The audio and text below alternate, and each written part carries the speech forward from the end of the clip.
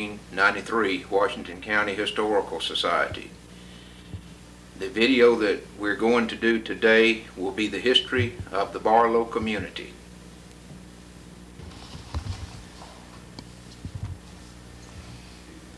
My name is Dan Qualley. It's not Dan Quayle. Dan Quayle now is looking for a new job. I am formerly the pastor of Barlow United Methodist Church and Mount Carmel United Methodist Church here in Millbury, Alabama. I will be that pastor until June, I hope, unless TJ or Thiessen have something to say about that in this video here in a few minutes.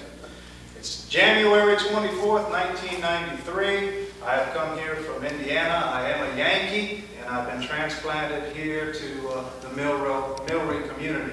I'm enjoying it very much. My wife's name is Sherry Qualley. I have one daughter whose name is Ellie. I'm trying to learn how to hunt deer in this community, and some of the fellows are showing me how to hit the white-tailed deer, which is very prevalent in our area in Washington County. Anything else? Are you going to put a cut to this all the time? You're going to edit this? I don't have any history to share with you other than what I know from their tables. You all right? I have a little article here that was written about... Who are you? Pardon? Tell who you are. I'm Thiessen Brown, and I'm married to Frances Reed Beach. And we have 3 kids and 6 grandkids. But back in 1988, we had a little program to write about in the Mobile Register. So I'm going to read it to you. It's a little lengthy, but I think it would be appropriate to this time to give some of this information to some of you. But this is a place where we kind of live in the slow lane, you know, and we kind of do our own thing here in Barlow, besides hunting and fishing and things of that nature. But it says, my aunt here pretty well knew most of the history when the news came out to talk to us. And they met over at the house and went out to the old place, the old brown place here at my granddaddy's old place, you know, and she gave a little history more so than I could give you. So we live on County Road number 5, and it's for the timberland, and there used to be a little farming in the community too, you know. But the first settlers in this community were the Devons. It was Mr. Saul and Carolyn Devon was some of the first settlers in this community. The Browns didn't come in here till later on in years, you know. We had some of the Stricklands and the Devons that came and settled here. And of course, my granddaddy Brown, TJ will give you some history on that. He bought them out, most of them out here, you know, and they transferred or transplanted somewhere else. But Aunt Maddie's father, of course, was Ison Brown, you know, and he married Bertha Atchison. And she was originally, her family was originally from the county, you know. But my granddaddy came in here in about 88, you know, and met her in up at Cullenberg, at the first Browns. That's where they settled. And then the Atchisons lived up at the Wood place, now Johnny's Wood place. So that was Atchison's place then, you know. That was the county road. The highway went through those woods up there, you know. Came out of Cullenberg. But Grandpa came from Georgia, and he learned how to work turpentine in this country. They didn't know how to do much over there except farm, but he learned turpentine business in this area, you know. So they moved back over to Georgia and stayed a while, had a couple of kids over there. But grandmother wasn't very happy in Georgia, so they moved back here and settled the old place, we call it, down on the creek here. But they had to haul the turpentine in the state line, you know. And of course, that was a part of our community activities. Then was farming and turpentine, you know. But change the anecdote just a little bit. When TJ and I were little old boys, they had a school down the road here. But my dad and TJ's dad were in business together way back in the early years, you know, and they were in turpentine business. But you used to have some people that come through to give you shots. And they'd gather a bunch of us kids up to give Of course, if you'd ever known my daddy and TJ's daddy, you know, they were young and full of energy. So they got their shots first. And the rest of it was history because we cut out. It like to kill them, they said. So we ran. We got out of Dodge in a hurry, you know. And they were characters in their day, you know. And they was telling me another little anecdote one time about, they used to have bill bats. Mr. Jones had one right here, my granddad had one down the road there, and they'd always dipping cattle. You know, you had to dip those cattle back in the days with ticks, parasites, and all that stuff. Anyway, had a lot of black people working around here then. They had a good time fooling with them, but anyway, they had one that tied, you'd always talk about riding the cattle, so they tied his feet under that yearling, you know, and put the dogs after him. And Mary had to catch the cow and everything else, cut him loose. I killed that old big one. But they'd do anything for a little fun, you know.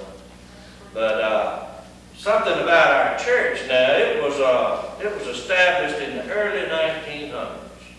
And Mr. Jones, I reckon James will get into that in a few minutes, you know. He donated the land here for the church and the cemetery, you know. This was his homestead here, where we are today.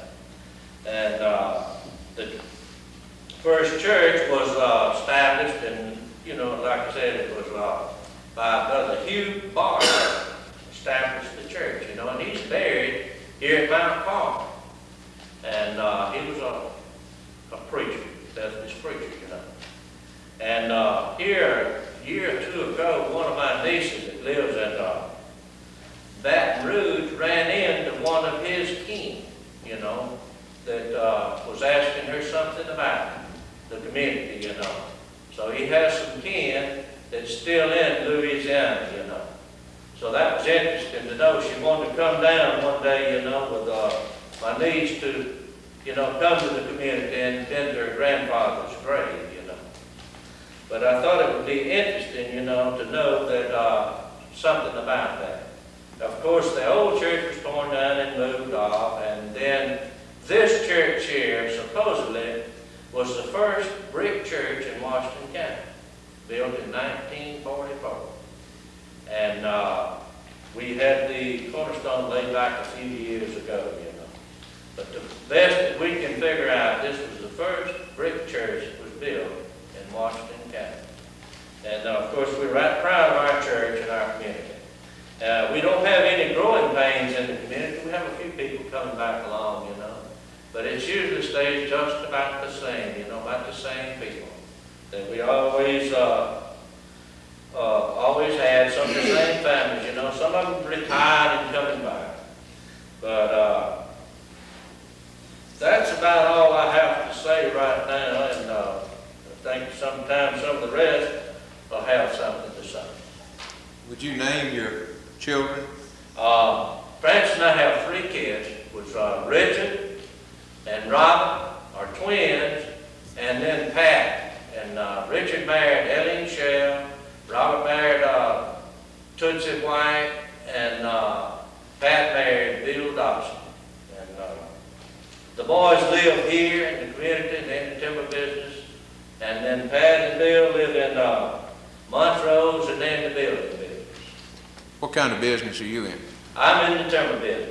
TJ and I have been in the timber business together for about 21 years, and I've been in it all my adult life, I guess, ever since I was discharged out of the Navy. I've been in some kind of the timber business. One thing kind of interesting, tell them about the high school football team you played on and the number of Browns on. Well, I believe when I was in the 9th or 10th grade, somewhere along there was 7 of us on the football team. There was 7 Browns on the football team. And if TJ, I believe, had done finished at that time, but let's see, we had 3 brothers, which was Kendrick that came back, he came back out of the Navy. Kendrick and Robert and Henry Vernon was on the team. And that guy, TJ's brother, got killed. and then Jake and myself and Morris Brown came back out of the neighborhood. There was 7 of us on the football team at one time. And every once in a while, we'd win a football game. What year was that? What year was that? It's That was in about 45 and 46, somewhere in the school year, 45 and 46. Who was your mother? My mother was Hattie Strickland. She was the old Strickland homestead is just east of here, mile. And her daddy was named Jim Strickland. You own part Pardon? of it. And you own part of it. Yeah, and I'm lucky enough to own part of my granddaddy's old places, my granddaddy Brown and my granddaddy Strickland. I own part of the old homesteads. And we lived where I was raised, and I believe that was a Atchison homestead where I lived. Ms. Brown, would you mind going up and let us get you on there too and tell us something? You're also in the Masonic Lodge and the Shrine. I am been in the Masonic Lodge, I forgot what year I went in there, but I've been a Shriner. What year did we go in the Shrine, DJ? 71. We've been active in the Shrine since 1971, and still active, take a part in it.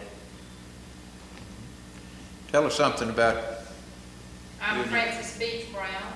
Lisa and I have been married 42 years, December the 24th. We got married in 1950. And he's already told you that we have 3 children. And the 6 grandchildren. We have 4 granddaughters and 2 grandsons. Are you from here?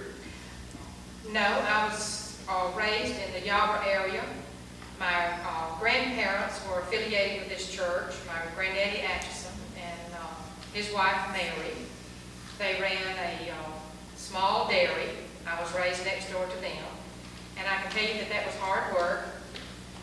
Like everything in those days was hard work. And, I can remember in this church, they used to have an old pump organ. And my mom has had a piano since she was a teenage girl. And Thiesen's dad used to come over in his turpentine truck, and they would bring her piano up to this church, and she would play, especially during revival time. And that was always a wonderful time here because we'd get to visit all day long in the summertime, and we'd go swimming. We'd go swimming in the afternoon down at Taylor's Creek Bridge, and just a wonderful time. And we've all grown up knowing each other and being close to each other. Who was your mother? Grace Atchison Beach. She was the daughter of Frank and Mary Atchison. And I have 2 brothers, Ballow Beach and Edward Beach. My mother is deceased, but my father's still living. He's 85 years old. Any other questions? Our wedding or not, but I know Jean Shell was here. And we got married in this church. Yeah, Gene was here when we married. What was the date? December 24th, 1950.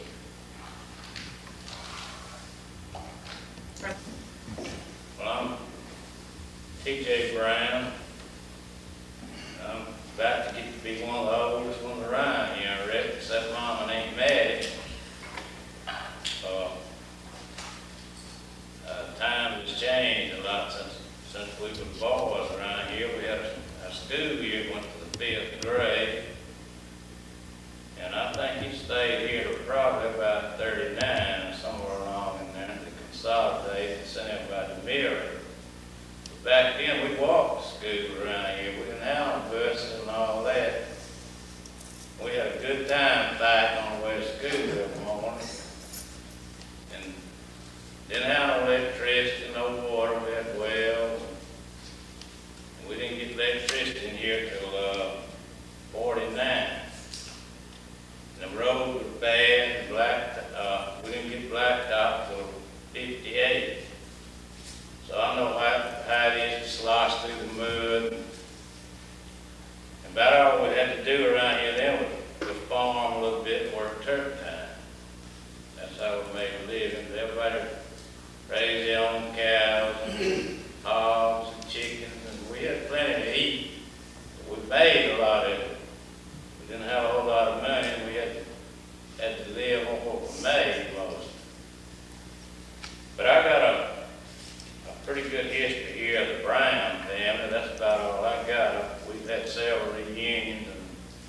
went back and done some research on my granddaddy and all his family. But most of the people in this community originally came here from Georgia. I guess my granddaddy was the first one that settled in this community, but then the Waddell's, the Bishops, and James' granddaddy, and several people come out here from Georgia because there was some land in this area back in them days you could homestead. And when you homestead, you had to live on it, had to build a house and live on it for 5 years, what they call proving it out. About what year was that? What time period? Well, my granddaddy came from Georgia out here in 1888 or 1886 when he originally came out here. He came to visit his uncle Henry Brown, lived up in Coleman community. When he got out here, he liked it, so he just stayed. I think he must have met Grandma, but he stayed out here. And we think they probably met at Mount Palmer Church at Coleman, because she was staying there with her uncle and her grandfather. Her grandfather was Henry Cade. Her uncle was Bruce Cade. But her and my granddaddy married July 22nd, 1888. And her father was J.H. Atchison. And they, what they used to tell you, they went back to Georgia. And, well, Grandpa and Uncle John, These and Daddy went to Georgia on a visit, and they talked him into staying out there while he was there. Well, he was afraid Grandma wouldn't go with him out there, so he sent his daddy out here to get her. So she went back, and they stayed there 3 or 4 years. They came back here in 1899. He homesteaded 160 acres down here on Taylor's Creek. They lived down there for 5 years. He sold the timber on that 160 acres and bought 80 acres here at the old home place from George Dent. And they moved up here in Barlow then. That was about 1.5 miles down in the woods on Taylor's Creek. And later he bought 80 more acres up here at the old home place. And in the early 30s, he sold the timber again on that place down on the creek and bought 600 acres from Eddie Williams. It was a saw timber place. So when he died in 1936, he owned around 900 acres in this community. And like I reported at our reunion, all this 900 acres is still in the Brown family. They haven't turned none of the loose. But my granddaddy farmed and worked there at the time. He had a grist mill and a cane mill. And I can really remember the cane mill. They stopped making syrup about last October. Sometime it'd go to Christmas. But everybody in this area come to his place to make syrup. Back then, people made 100 or 200 gallons a piece, but they had to use a lot of syrup. They couldn't buy all that sugar. But he also served one term as a county commissioner back in the early 30s. They had 13 children, and I got them listed. If you want me to put that on, I'll do it. Okay, the first one was John Ison Brown, and he married Eddie Strickland. Their children are J.I., Sally, Thelma, Margie, Thiessen, Jake, Lamar, and T.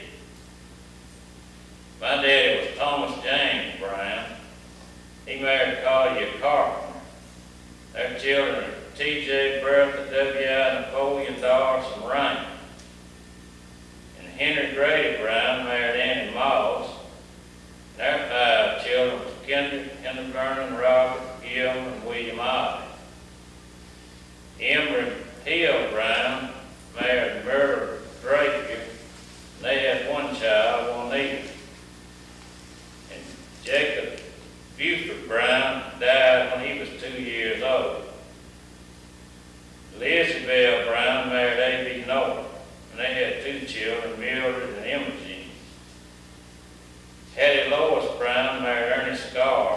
they had 3 children, Ernestine, Clyde, and Melanie.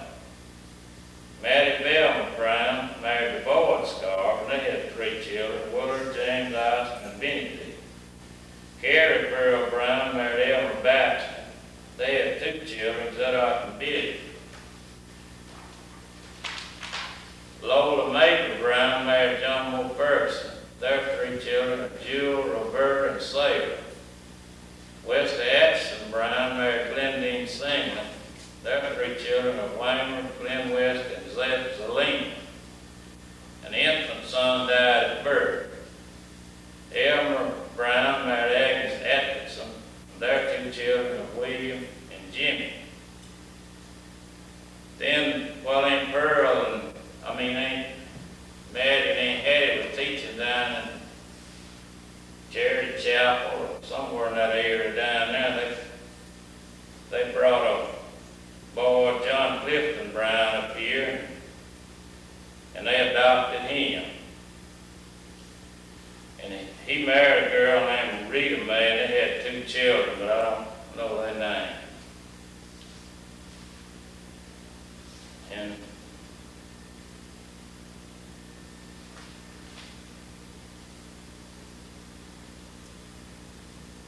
I guess that's about all I need to tell. I got some more that goes down into another generation, so that's about long enough. If there's anything else you want to ask, maybe I can tell you, and might not. Can you tell some of the teachers that taught at the school out when the school was here in Barlow? They was all my aunts and uncles but one. Aunt Pearl taught there, and the only one I can remember that wasn't from out of this community was Mr. Fletcher Moses' daughter, Albert Moses. Wesley Brown, my uncle taught here some, and that's the only 3 I can remember. There could have been some more, but I think somebody from the community was teaching there all the time I can remember. How long did y'all go to school during the school year? Back then, we didn't go for about 5 months, 5 or 6 months. We usually didn't start until October, so that we had to get all that cotton picked before school started. Usually, I think started about October then, and got out probably about April. But I know I got a good laugh at one time going in the creek when we went on a picnic at the end of school. And I think it was in April, but it was pretty cold. You still remember it though? Yeah, I remember. Excuse me, TJ, tell us how many members of the family are ministers. I think that would be interesting because I know there are several members of the family that are, all I believe are Methodist ministers, aren't they? Yeah, well, one of Granddaddy's son, Emery Brown, was Methodist minister. In fact, he retired from ministering. Well, he lived till I think he was almost 95. He killed in a wreck. But I believe we got, there's 2 Uncle John's, and Zadok, and Isa. Is that all? 4. I guess it's 4 9s. It's Methodist minister. TJ, you trying to be married, God is good. I don't know where it's told them. No, you need to tell. Well, I married Dolly Gilly from down at Shell Land, and her branches don't like to admit that they from Shell Land. You do, so that's all that But, we got 2 children, Teresa and Greg, and Greg lives in Sayre Land. He's got 2 children, Christy and Kelly. My daughter Teresa lives in Pensacola, and she's not married at the present time. You telling me you're on the school board? No, they probably don't want to know that was the case. Tell us about the school board. Yeah, I was elected to the school board in 1970, and I served until 1988, at which time B got quit. Who were the superintendents you served under? Superintendent, the first one was John S. Wood, and the second one was Tick Scott. Dick Scroggins and Vivian Denham. I believe that was all three. But I worked with a lot of different board members. So they got a new one about every 6 years or 2. What were some of the major problems you faced on the school board? Well, the first major problem we faced was integration. It had just started when I went on the board, and we had some pretty good issues on it, but we got them all straightened out. Had a few boycotts and stuff like that, but we got it all going. And as usual, money was usually the biggest problem in schools. I guess it's always been that way, it probably always will, because the legislature funds, if you overspend, well, you just do without. Any other questions? Okay, you are in the Masonic Lodge and the Shriners too, aren't you? Yeah, I've been a Mason since 1961, and I've been a Shriner since 71. I can remember the first time that I ever saw Mr. Theodore Pearson. I was in the first grade going to elementary school at Yarborough. I was standing up working an arithmetic problem on the board. He asked the teacher my name. Until that day to this, he has never forgot who I was. Which one is that? You husband? No, it was me. Huh? Mr. Pearson. Mr. Peters, oh. You got quite a memory. I'm James Clark, and I've lived here in Barlow all of my life. And, my grandfather came from Georgia after Brown did. I think they came from about the same area in Georgia. And he was a Methodist preacher, which is H.B. Jones, and he came here around 1900 to 1903. When he came from Georgia, he didn't settle here in Barlow to start with. He lived out west of Murray, out around what they call the old Tucker's place. And when he came from Georgia, his first wife had died in Georgia, and he had 5 kids. And him and his mother and the 5 kids came from Georgia over here. And he met his wife, which was Maggie McElroy, out where he lived, out west of Beard, and then he moved down here to Barlow. He moved here to Barlow, he homesteaded the land here in Barlow that he had.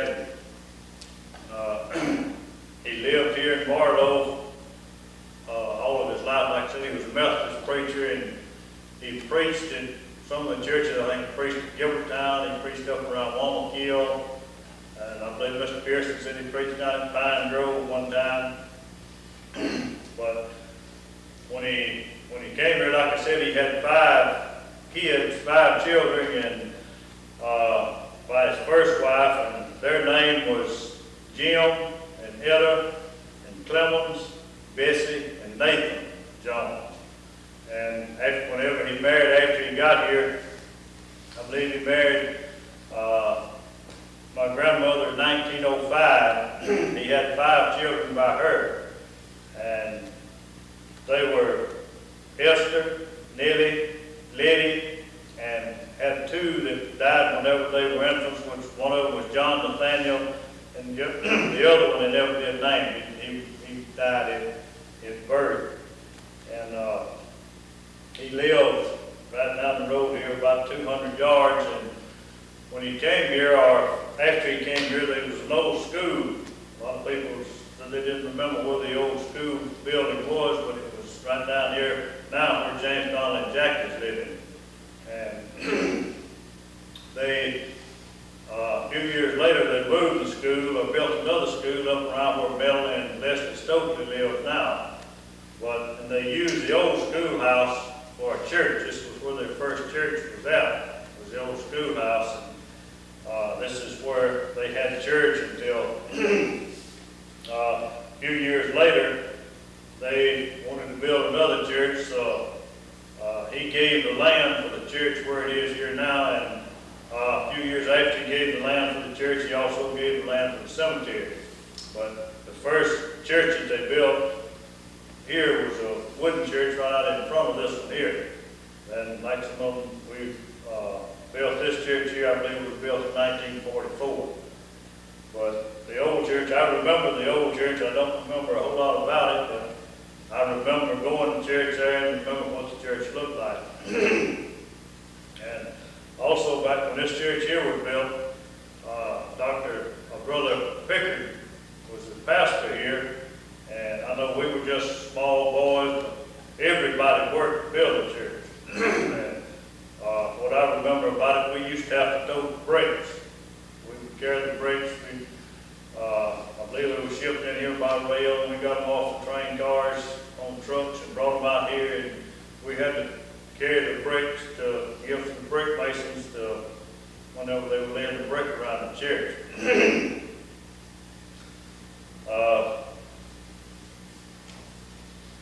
The 5 children that my grandfather had after he remarried after he came here, their husband was Esther, married Austin Scarborough, and they had Dot was the oldest one. They had twins. It was Earlene and Merlene, another daughter named Lily Mae, and a son named Robert Lee. And they had 2 sons that died whenever they were born. And his next one was Nellie Jones, and married Foster Clark, which was my mother and daddy.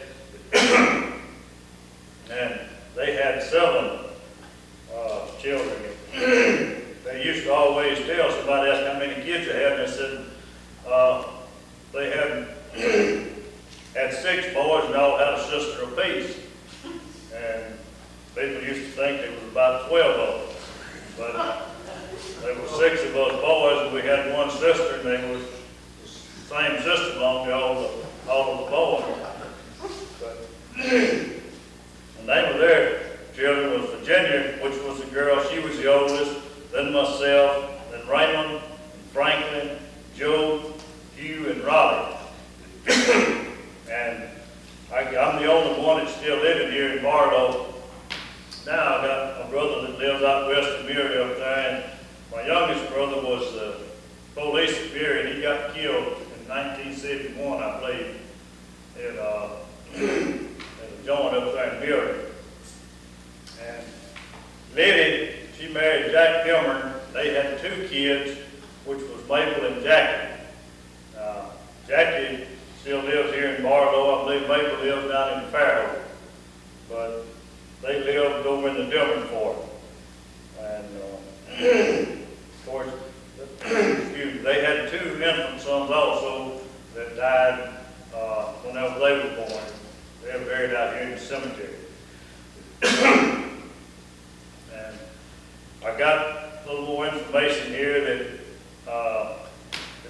Aunt Betty gave me, and she was telling us about we had a post office down here in Barlow, but the name of the post office of the place it was called was Flea, Alabama, was where the post office, and I believe it was on Mr. Brown's front porches where they just locked off a place and built a post office. And this was the first post office here. And I believe they picked the mail up over here at Loper in a buggy and horse and brought it to the post office here till a few years later. Then they ran a mail route and started here and came around through Copeland. I guess about the same way they still go now. And I believe she said that Mr. Fletcher Mosley was the mail carrier then, and he started bringing mail in a horse and buggy. And later on got a cart that they brought the mail around in. And my granddaddy died, his wife Maggie died in 1942, and Granddaddy died in, 10 years later in 1952.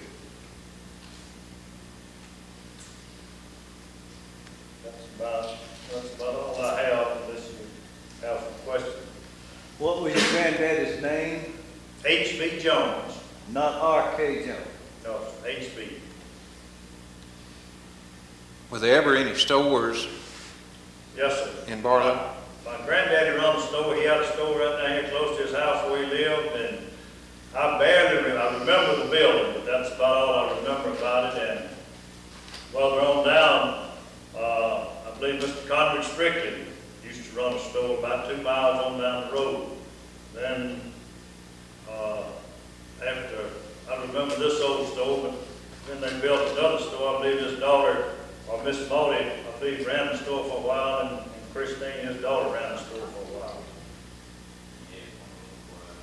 You know when it Tom had a closed? store too. Did, said Mr. Tom Brown had a store. I don't remember it. He and around 2 or 3 years. Yes, sir. My mother taught school, and my Aunt Lily taught school. They taught school in Washington County, and I imagine most of the years under Mr. Pearson. I believe it was about 32 years since she taught. You taught school too. I taught school 1 year. What do you do now for a living? I'm working in the paper mill, James River Corporation, mill rider in the paper mill. I worked shift work for a long time, and I got off shift work and got on straight days. They called me yesterday afternoon about 3 o'clock. I worked all night last night.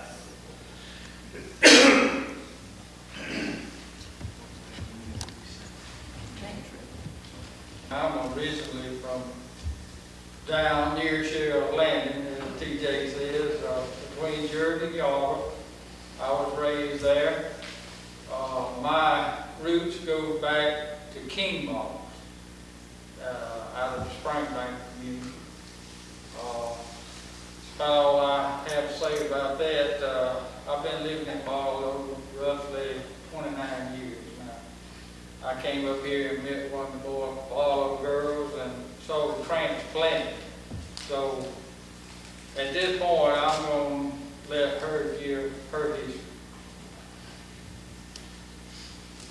I'm Wida Moss. My maiden name was Chapin. I'm married to William MacArthur Moss from Jordan. He's known as Mac. We have 3 children.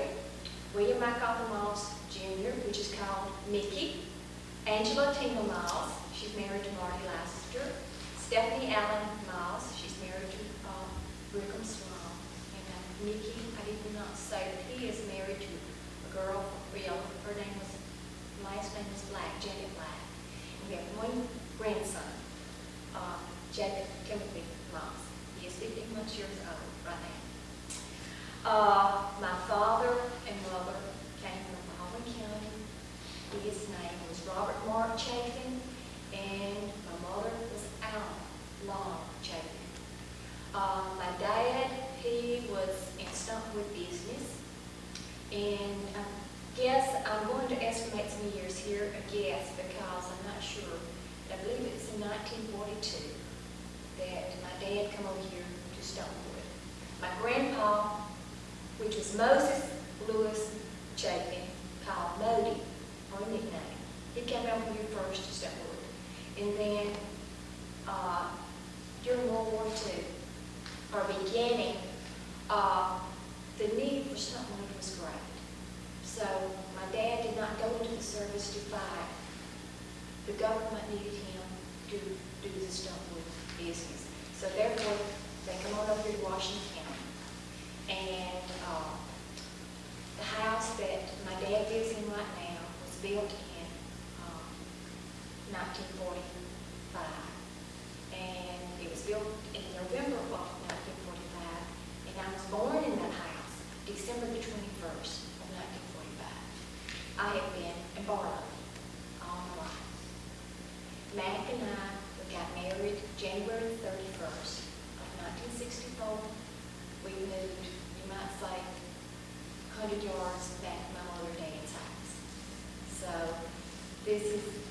to me. And basically, what I can tell you is what my mother, her part was in our church. It was her main interest. She, what we call UMW right now, I think they called it, if I can get the WMS, I believe that's what it was called back at that time. Or it was a different name. I mean, I might not be getting that correct name. But she was very active in it. And she and Miss Mabry Ferguson were the two ladies that helped the young people in this church. And during the summer, her main thing, her wish for all of her teenagers was to take them to Frost Bridge. So she would gather all the kids up for a week. And by the time my oldest sister, Faye, was in, she would take them and that would be their week. And she would look out after them and so come on down to my time. And she was still actively gathering up the kids and taking them. My mother and dad had 7 children. Arnold Lee Chapin was the oldest. He married a girl from Pensacola, Joy Henderson. Faith Merle married Harry Lasker. They reside here in this community. Mary Ruth Lasker, Faith and Ruth married brothers. Ruth married Belcher Lasker. Ruth is deceased now. She died December 30th of 1988. Robert Mark Chapin, Jr. He married several times. Thomas Ephraim Chapin married several times. Judy Ann married David C. Dye. She also resides here in this community. And of course, that gets to me, the son, William. I would like to also tell you that my dad, in the 7 children, he loved music. And he had all 4 of us girls to take piano lessons. And whenever he would be in charge of the church of the singing, he would have the kids, when they take music lessons, he believed you put it into practice. So starting off with the church pianos, I'm going to go back just a little bit and tell you, I'm not quite sure, maybe Miss Francis can help me out here, or Mr. Thiessen, but I believe Miss Hattie John, as we call her, I believe she played, or did she not? I believe she was probably the first pianist here at the church. And Miss Hattie Sanders played, and Miss Cotty Brown. And I believe I've gotten, if there's any I've left out, I'm sorry. Maybe y'all can correct me this time. That brought us to Dorothy Lee Scarver, Miss Esther Scarver's daughter. Miss Dorothy Lee, she would play, and Dad would leave, and they had to keep on playing. He wouldn't stop for her.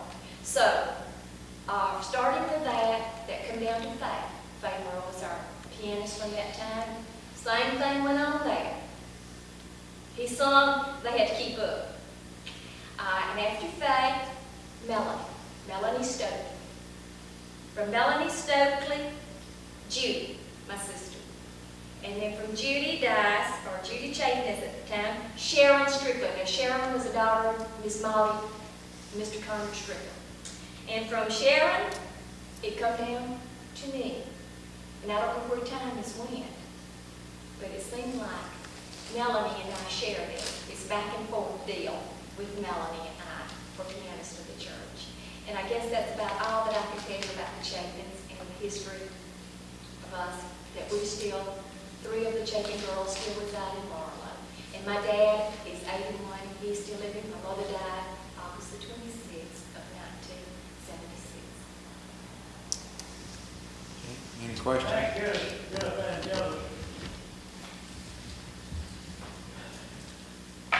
King Mouse came from this country, either from Georgia or North Carolina. I'm not just exactly sure, but it was somewhere, I'm going to say in the 1880s, somewhere along in there. I don't really know, but there is a family tree of King Mouse in existence. Some of the records are accurate, but there are a few discrepancies. But when you start digging like that, there's always that chance there's gonna be a few discrepancies. He is buried at the Springbank Cemetery, along with, my great-granddaddy. He is buried there. But, in reading that history, there are lots of people in the Chatham area that is, descendants of King Moss, even to the Williamses, and everything. I wished I knew, I had was up on my history a little better, I could tell you a little more, but I can't. On the other side, you know, my roots go back to the Reynolds family. My granddaddy was Huey Reynolds. He married an old Needy woman. And they had five children, I believe it was. And they all, they were Francis, Dees, Napa, Woodrow Reynolds, George Reynolds, George Frank Reynolds, Lola Grimes and St. Stephen, and my mother, Mary Reynolds. And Francis is the oldest, mother's second oldest, Woodrow is next oldest, then George Frank and Lola.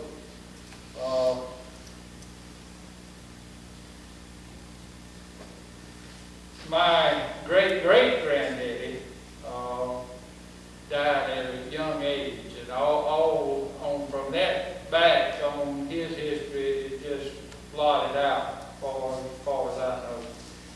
But they was my great-great grandmother Reynolds remarried, and she married a Gilly. And that's where Lee Gilly came from, Eb Gilly came from, was from that side.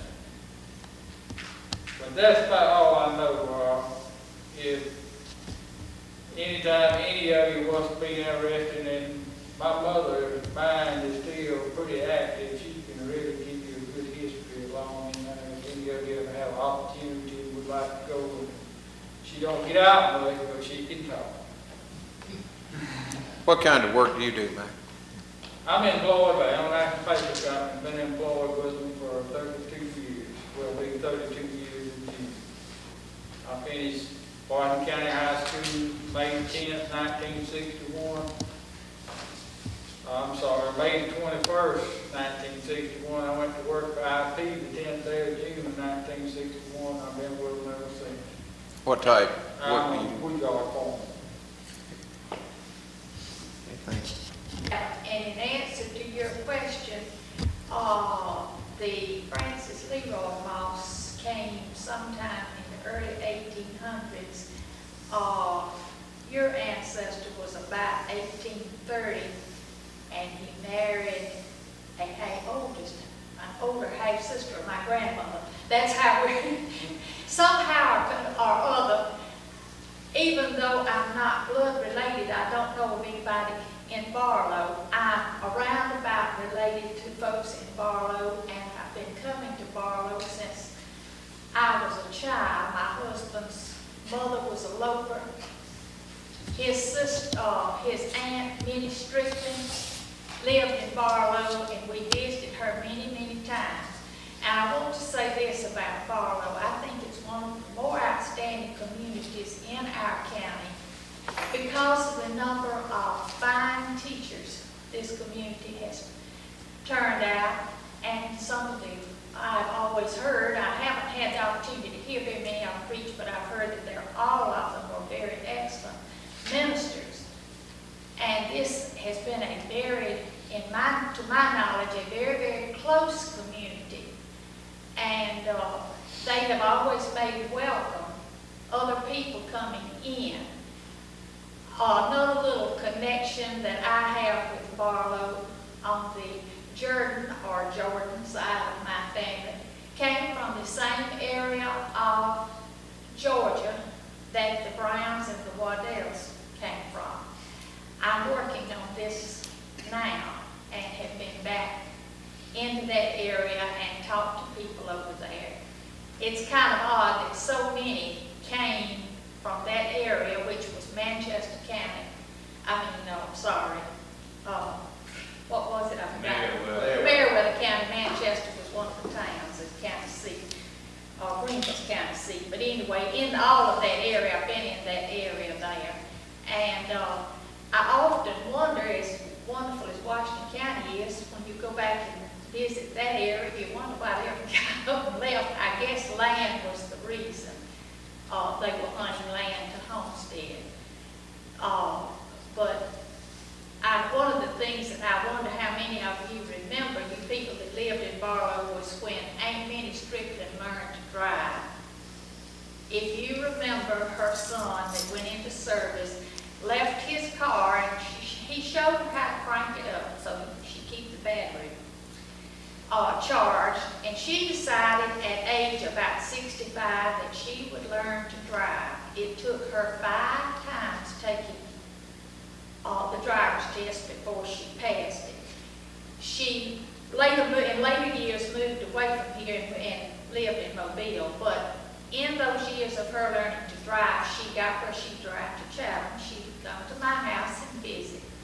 She even got to the point she could drive to Mobile by herself, which we all thought was quite an accomplishment for somebody at that age at that time, when she started out really with no knowledge whatsoever and very little help other than the neighbors helping her and watching out after her.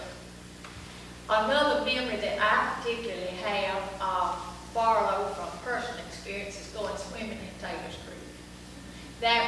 We came up and visited people in the community when I was a teenager, and I can remember going swimming in Taylor's Creek.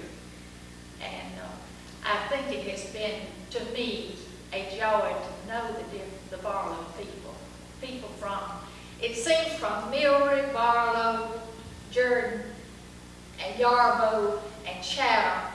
There was always at different times growing up, each group of teenagers that came along had connections. It may be that way in other parts of the county, but in this particular section of the county, it seems to me that there's always in the communities along the railroad. I don't know how many of you have ever walked it from here to Chatham, but I've walked from Chatham to here. We all have had, each group has had friends, and there's been a closeness in all these communities, and I think it's just been a wonderful thing. We appreciate you people coming out and giving us your stories. I think it adds so much to our history of the county to have you on tape telling about your community. Thank you. Where was the Taylor Creek swim hole located? As best I remember, it was off to the north of the bridge. Just below the bridge down here. It's changed quite a bit. The looks of the area and all has changed. It's not as obvious that it was a swimming place as it was when we used to go swimming there. I'm Theodore Boyd in Wilson, and I live in Leroy. And the one connection I have with the Browns and the Jones here, my ancestors came from Georgia also, Wake County, but nearly 100 years earlier, around 1860. But my first trip to Barlow was out in the cotton factory. People here in Barlow have always and still are good workers. And I was running for representative of Washington County, and I found the folks I wanted to have vote on. I was working in the field. And that was in 1930. And I guess that was before most of you were born. Oh, it's just over. It seems like a long time ago. I've always said Barlow was one of the few communities in the county that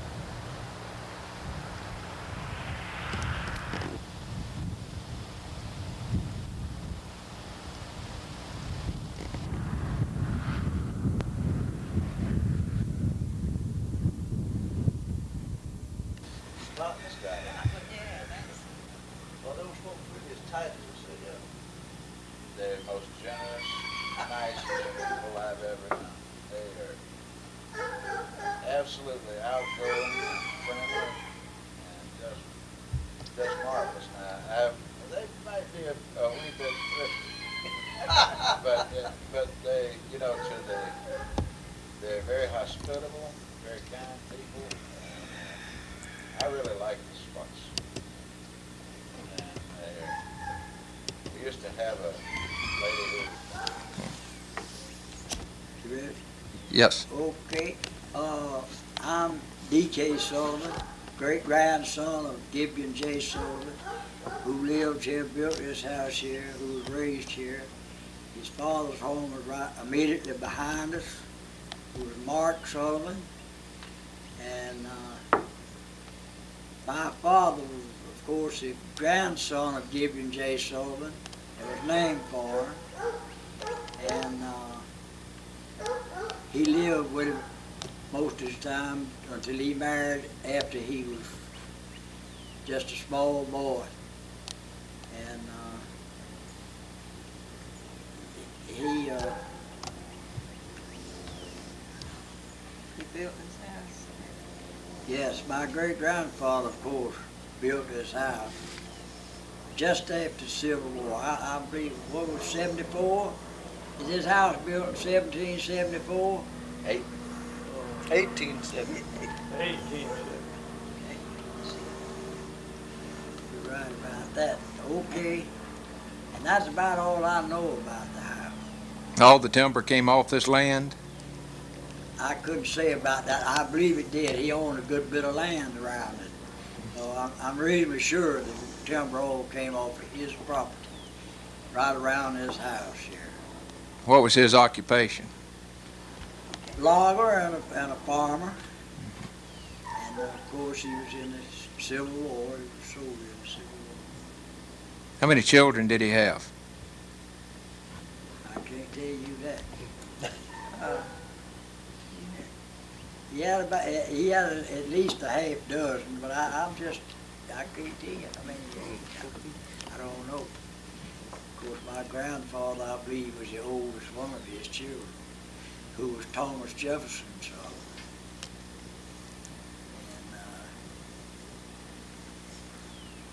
And how old are you?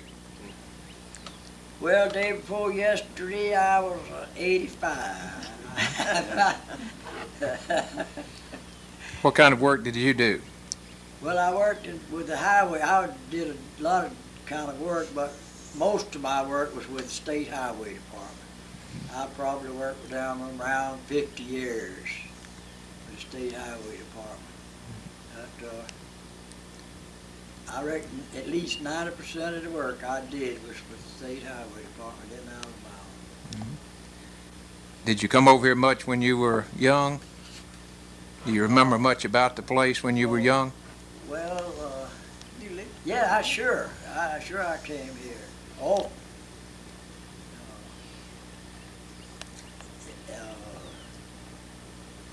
my father was, of course, brought up here, and we used to come here very often.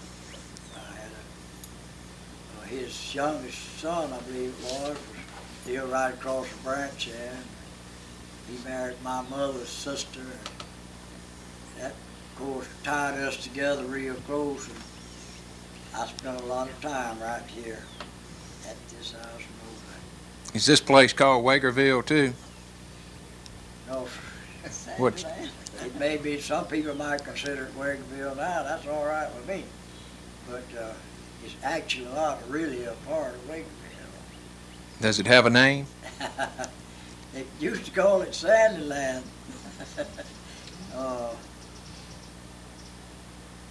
I reckon now they call it around up on Bass's Creek is the way they usually describe it. Does this branch have a name? Sir? Does this branch have a name? Clear Branch. Yeah, it's Clear Branch over there. This is Tai-Tai over here. There's another one right behind us. It's Tai-Tai Branch, named after a tree native to this place, you see. Mm-hmm. And that's Clear Branch over there. It never goes dry. The one behind us goes dry, but this one does not, and the water's always clear. And that's why they call it Clear Branch. Mm-hmm.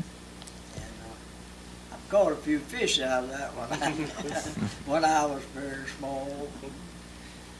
And wrestled with many a beaver trying to keep the road open. Yeah, those beavers got in here over the last 10 or 15 years. When I was coming up, I had never seen a beaver. Has this road always been a dead end back here, or was it ever a thoroughfare? No, the best roads ever been here are in here right now, been built in the last 2 or 3 years. Of course, there was no road came by coming from north to south, came down from the St. Stephen's Road, and came right across that lawn and went around that fort down there, and it went over that way. The bridge used to be over here, you see, about a quarter of a mile up the creek. And I was raised right on that creek over there. And that road connected in there. But that's all gone now. Were there any sawmills or anything back here at one time? No, not right in this immediate area, no, sir. I've known they used to work in timber here mostly in the early days, but it was logging, and the timber would be carried to, I guess, to Wigan maybe, or a lot of it they'd carry it down and keep it on the creek in the summer. In the winter, when the river got high, they'd take it to Mobile on rafts of logs. I can remember when they did that a lot. When I was a boy. But the people made their living mostly with timber in this area. That's about all they knew until the last few years. Right in this area, they logged, cut logs, cross ties, anything else could be cut out of timber. This is called a dog trot house, isn't it? Well, I tell you, that comes from the north. That's Yankee. They're making fun of the South. They called it a dog trot because they had this hole. That was not the purpose. But the purpose of this hallway is always a current of air going through it. It cools the house, and you could always sit in here and you'd be cool. That's the Yankees making fun of us, folks, when they called it dog trot. That's strictly Yankee, that dog trot. Could you introduce your wife to us, please? This is my wife, Josephine, and she was his daughter of Solomon Wheat, and she's the best wife I know of. She's not for sale or trade. Mom, didn't you live here? Didn't your family live here for several years? Her family lives here at one time for several months. Tell us something about your people, please. Well, I am one of 9 children. My father was Solomon Wheat, as he said. My mother was Ethel Sims from Selma. She was a school teacher. She came to this area as a school teacher. And we lived at Corderview. And then we moved to Jackson because the educational facilities were better there. And that's where we went to, most of us went to school there. And then we moved back. I graduated from Leroy High School. And I have one sister my oldest sister lives in Marion. And I have another sister that's in a nursing home in Jacksonville, Florida. One sister lives in Wagerville. And my 2 brothers are dead. All my sisters are living. And I have 2 sisters in Georgia. And I graduated. Mr. Pearson was my principal when I graduated. Smartest girl I ever taught. That's a good compliment. Mr. Blackwell, her mother's brother was a famous bridge player too. I've forgotten his name. J. Hal Sam. B. Hal. You're right. B. Can you introduce your sons to us? My son is David Sims Sullivan. And both of them graduated at Auburn, and Don went into the services in the Navy, and David is with an engineer with Alabama Power Company, and I'll let them tell you about their lives. Okay, Don? I served 21 years in the Navy. I served a good bit of it in the submarine force. I got too old and ugly for submarines. I got involved in law enforcement and in the education process. I married a girl from Brunswick and St. Simons Island, Georgia, and we bought a home there in '72, and when I was able to retire, we went back to it. And I work now for the Sea Island Company, which is a land development and resort company at Sea Island, Georgia. Have 3 youngsters, and I say youngsters advisedly. They're all grown, and they all live on the West Coast. I've heard a lot of passed on stories about this place, and certainly about Grandpa Gibb, who built this. And he apparently was very fond of young people. I've heard stories where he took both my grandfathers to a convention in New Orleans a time or two. And I guess it was an old veterans convention or other.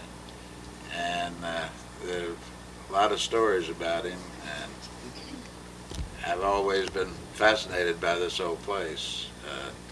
The idea of the hand-hewn timbers and how sturdy it is. And I assume if you keep a roof over it and it doesn't catch fire, it'll be here forever. I'm David Sullivan. I also graduated from Leroy High School and Auburn University. I've worked virtually my whole adult life with Alabama Power Company. I started with them while I was still in school, and I worked in downtown Mobile as an engineer. About 3.5 years ago, I married Judy Hill Sullivan. She's away this afternoon with a church group with the Habitat for Humanity project in New Iberia, Louisiana, or at least she's on her way. And we live in Mobile. And I also heard a great many stories about this place as I was growing up. A lot of Grandpa Gibb stories, a lot of stories about the whole Sullivan family. And I also am fascinated by the improvised architecture of the building and its suitability for the time and place, its use of native materials, and the way that, as Don said, it's held up all these years and with just a minimum of care will continue to hold up.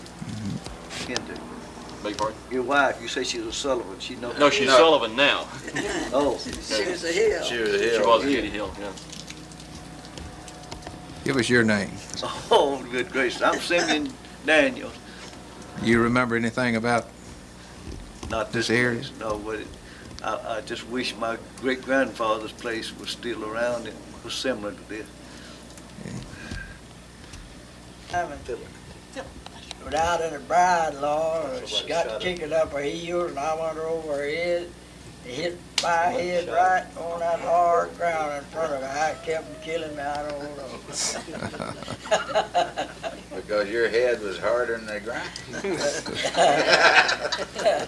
My name is Theodore Bowley Pearson, and I live about 4 miles from here at Leroy. And I'm always glad to talk about Mr. Gideon J. Sullivan, because had it not been for him, I would not be here, because he saved my grandfather's life in the war between the states. My grandfather was only a boy, 17 years old, and they were in prison together.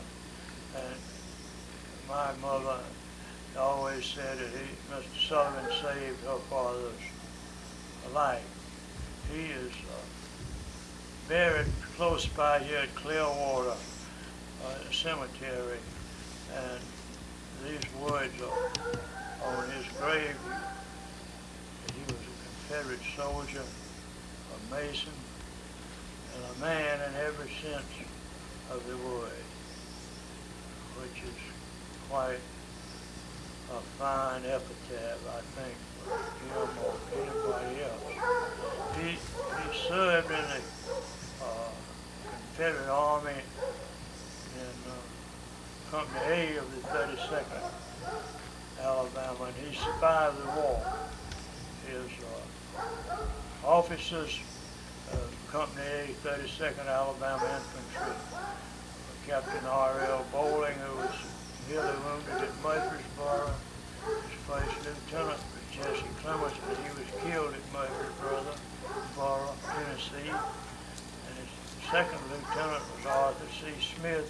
He was killed at Missionary Ridge in '63. So the company lost all of its officers the first year of the war. He served under these flags, 5 flags of the Confederacy, the first, second, and third national flag. One of the national flags flew over the Capitol in Montgomery during Jefferson Davis' presidency. And the middle one here is a Bonnie Blue flag, and this is the battle flag, which was developed because the other flags, except the Bonnie Blue, was similar to the United States flag. And sometimes the commanders of the armies couldn't tell whether an approaching army was friendly or hostile. And so this is the Confederate battle flag. It wasn't the one that was over the Capitol in Montgomery during '61 and '65. But I might mention there's been a good bit of controversy about the Confederate flag recently, and this flag is incorporated in the flag of Georgia. And the governor of Georgia has been trying to get it taken out, but I think he's given up the ghost on that, and I think the people of Georgia have held on to their flag. I might mention that this similar set of Confederate flags was on my desk in my office in Chatham at the courthouse for about 20 years.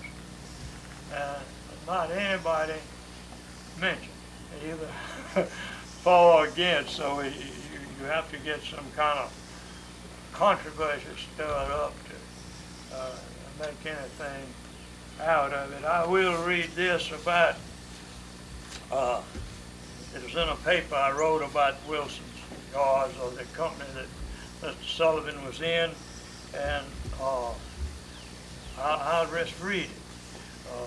Perhaps the most remarkable man in the company was Gideon J. Sullivan, 32 years of old age and the head of a large family. He owned a very small farm on Bassett's Creek, but his main support for his family was working for wages at any public work available. At the time that Wilson's Guard was recruited, he and his brother-in-law, Alexander Lane Jr., were working on railroad construction in Baldwin County. Both men left their work and enlisted in Wilson's Guards. Now, Wilson's Guard was the name of the company organized in St. Stephen's, which became Company A of the 32nd Alabama Infantry, CSA. Private Sullivan was a man of great strength, and during the conflict he seemed immune to enemy fire, disease, or hardships. Even in military prison during the last year of the war, it was said of him he could eat what they served, or eat the fare and thrive on it, something few could do. He became color bearer for his company, and when his regiment waded the Tennessee River at Bridgeport, he carried Captain Bowling across the water on his shoulders. Also on the march, when orders were given to advance it double quick, he would rush to the head of the company, pick Captain Bowling up, and carry him across the water on his shoulders.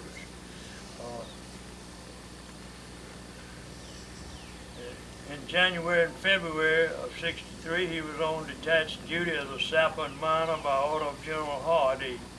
In January 1864, he was reported on extra duty with Pioneer Company of General Bates Division. His luck ran out, though, in the Battle of Nashville. The 32nd 58th Regiment and 3 other regiments formed a brigade of General Holtzclaw. And on the second day of the decisive Battle of Nashville, December the 16th, stood firm and repelled repeated assaults. General Holtzclaw stated in his report, "I have seen most of the battlefields of the West, but never saw dead men thicker than in front of my 2 right regiments. The great masses and disorder of the enemy enabled the left to rake them in the flank, while the right, with a coolness unexampled, scarcely threw away a shot at their right. The enemy at last broke and fled in wild disorder. However, the complete collapse of Hood's left flank caused the position during the late afternoon of December the 16th to become engulfed and surrounded by advancing Federals. A number of men were taken prisoner. Among the prisoners from Company A were Privates Gibeon J. Sullivan and Elijah H. Bailey. They were immediately sent to Camp Chase Military Prison in Camp Chase, Ohio. Here at Camp Chase, they were joined on March 12, 1865 by Private Theodore C. Bowling, that's my grandfather, the oldest son of their former Captain R.L. Bowling. Private Bowling of Rucker's Escort Forest Cavalry, a veteran at age 17, had fallen from his horse with typhoid fever following the terrific night fight of December the 16th on Granny White Pike, where Chalmers and his cavalry checked Wilson's cavalry and saved Hood's retreating infantry. He was taken in near Franklin by a family named Ball and was being cared for when captured and placed under guard on December the 18th, 1865. Through the kindness of some unknown federal officer, he was allowed to remain at the Ball residence. After a long illness, he became convalescent and was sent to Camp Chase, where Mr. Sullivan and Elijah Harrison Bailey were already in prison. And when he got there, my mother told me this story that some lady on the way in Kentucky had given him a little lunch to take with him. And of course, the prisoners that were already in prison, they gathered around the gate whenever a new batch would arrive to see if they knew anybody. And so my grandfather, as he came into the prison, he saw Mr. Lige Sullivan standing there. And so my grandfather said, "Here, Lige, here's a little lunch. I'm sick and can't eat it. You all can have it." And Mr. Lige looked at that little lunch and looked at all the hungry mouths of Confederate prisoners that wanted a bite, and he started running and eating.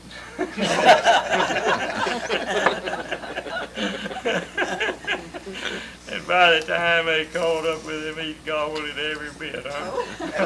I'm pretty sure he was called a few names.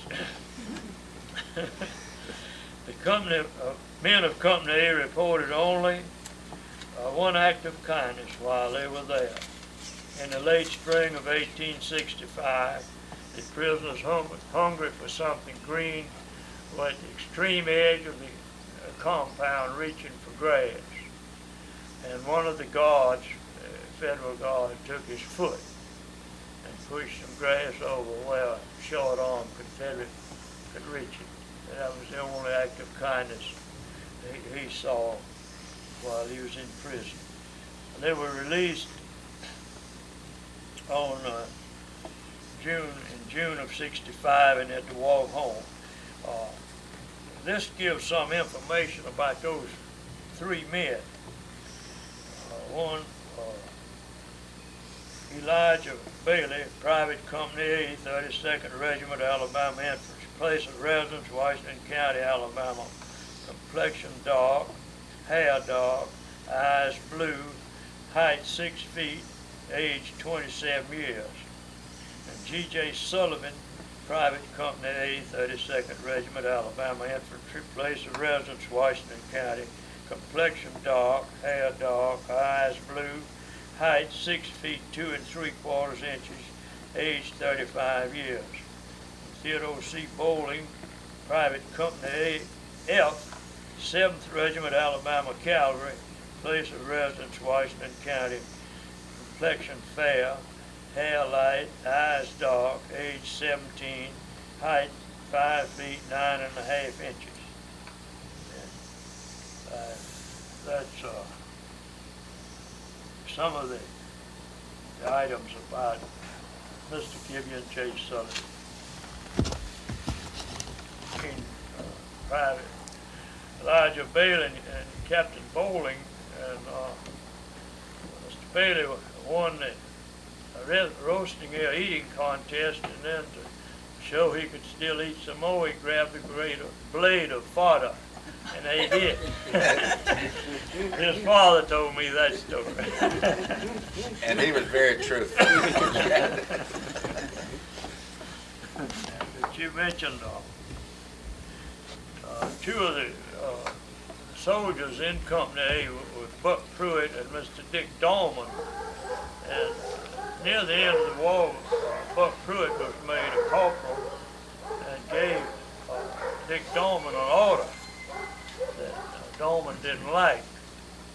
And he told him, all right, Buck, says, it's wartime, and you gave me an order and I'm going to have to do it. But said, as soon as peacetime comes, I'm going to tend to you about it. And so sure enough, sometime a few months after the war, Buck Pruitt ran into Dick Dolman. He said, all right, Dick, said, you told me you was going to tend to me in peacetime. And he said, now I'm ready for you. Oh, Buck, that was wartime.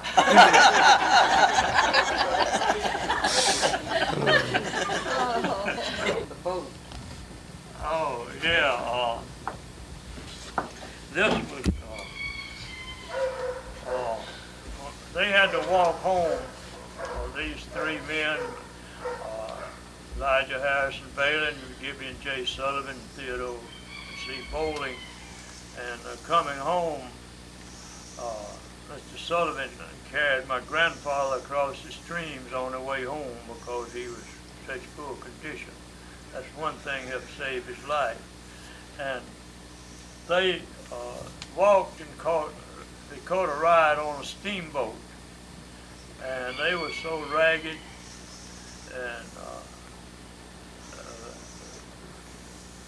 poorly dressed and everything until on this river packet they were ashamed to mix with the other passengers. And at noontime, some of them in the galley or the kitchen gave them something to eat, and they sat down around it on the deck, around this food, and the captain of the packet saw them and inquired who they were, and finding out that they were Confederate soldiers returning home, he strode across the deck and with some ugly words, he kicked the food overboard. And they thought maybe he was going to kick them overboard next. But instead of that, he carried them to his own table and treated them as honored guests. That was the feeling they had for some of the people in the South had for the Confederate soldiers. Bill Langford. I live here in Waverville. Are you kin to the Sullivans or related in any way? I think that's the only ones I'm not kin to. My people are from Hawthorne. My mother was a Middleton. So I'm from Washington County distantly. Can I help you? No, I got it. I'm Fran Langford, just a friend. Okay. And who are you? My daughter. I think you know me. How old are you? 11. Where are you from? I'm from Near Miller in the Providence community. Okay, and you're the secretary of the Washington County Historical Society. Okay.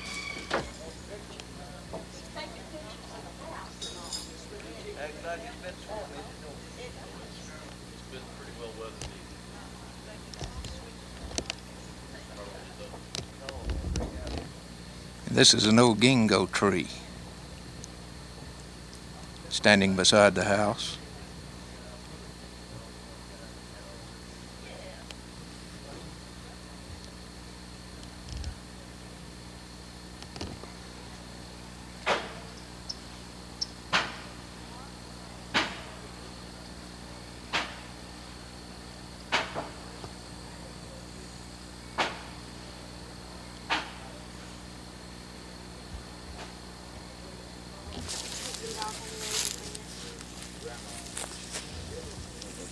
Mine is a sort of a 60.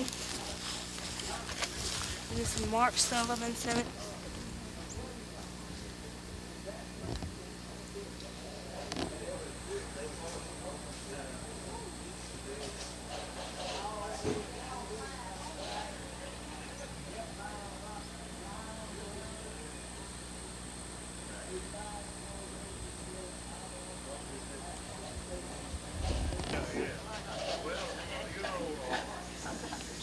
Sometimes you have to get agitated. Sometimes they won't leave you alone. Well, that's true. Yeah, lineman you call it. Did you get the deluxe outhouses out there? Yes.